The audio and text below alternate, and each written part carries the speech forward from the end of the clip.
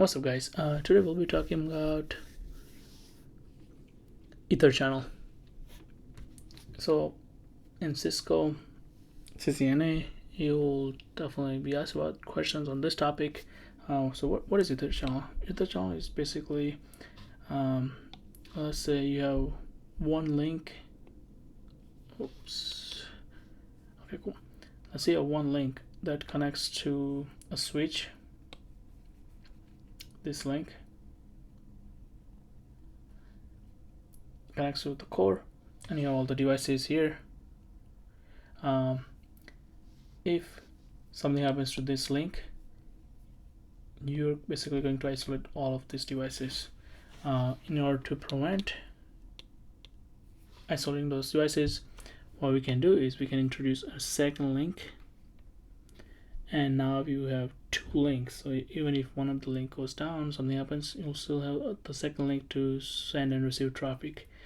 Now this creates another issue, is that if you were to connect two cables, that creates a loop, right? Because let's say you can have traffic going this way, goes out this way, and then keeps going in a loop. And then if you have STP or spanning tree running, which most likely you will be in a production network, is going to block one of the uplink anyway, which you can do. It's not recommended, but because then you basically are wasting those two ports. Instead, what you can do is aggregate them, which is what we call EtherChannel. What that is basically you're going to aggregate those two ports into one port channel, and then those two ports will act as one port basically. And what that does is it increases the bandwidth. It gives you redundancy on the network, because even if one link goes down, the port channel will still be up, because you still have one cable that's still operating the port channel, and you have that cable to send and receive traffic. Now, in order to create a port channel, you have to make sure there are two types of protocols for ether channels. One of them is a Cisco proprietary, which is called PAgP, or it's a port aggregation protocol, which is PAgP, port aggregation protocol. The other one that's industry standard is LACP, which is link aggregation control protocol.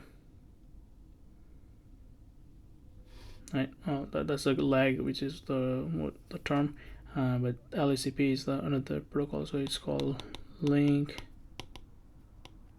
aggregation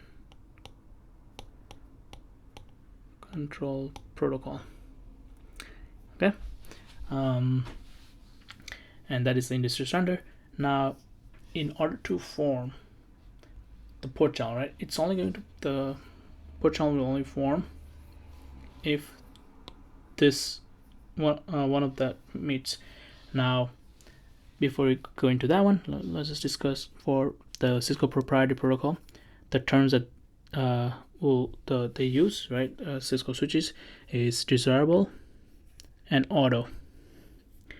So desirable means that the port will start negotiating.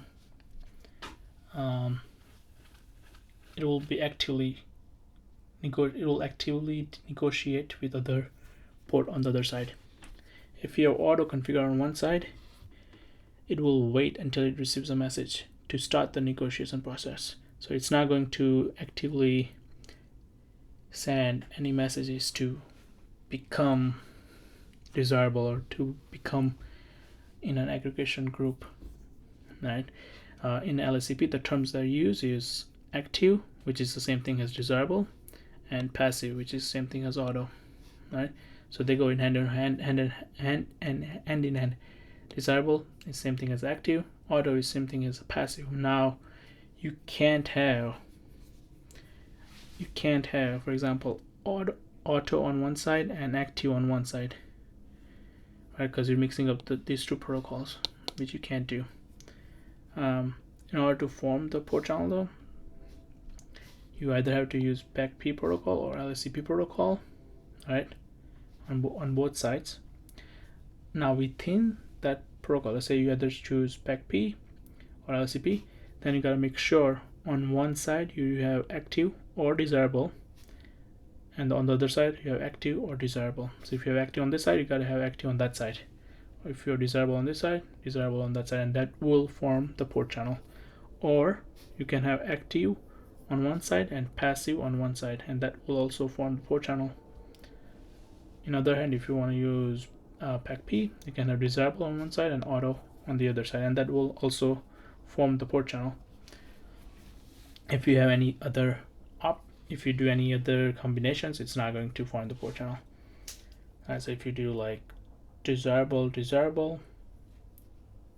that will form the port channel. But if you do like for example, desirable, I'm sorry, where is it? Yeah, if you do auto on one side and auto on the other side, it's not gonna form the port channel.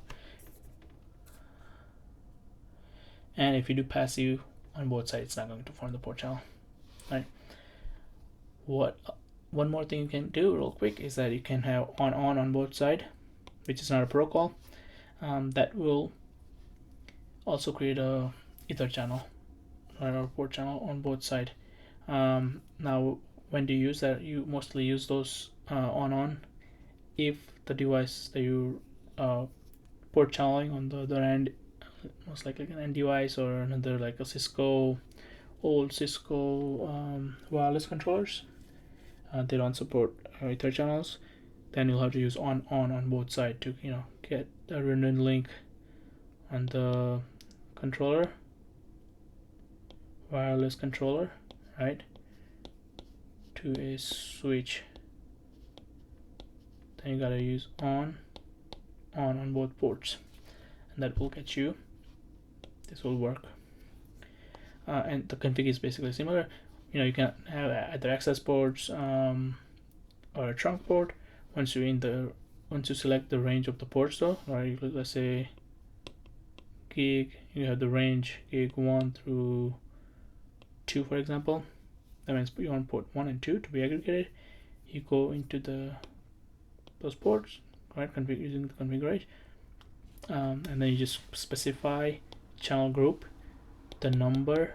You can have 1 through whatever you like. Let's say you choose 10. You select the mode to be active if you want to go the LACP route, and you can use any of these modes that we just talked about, like active, passive, auto, or desirable, depending on the liking of your network gears. And that's ether channel in a sense. If you have any questions, please let me know, and I'll definitely answer some comments. Thank you for watching.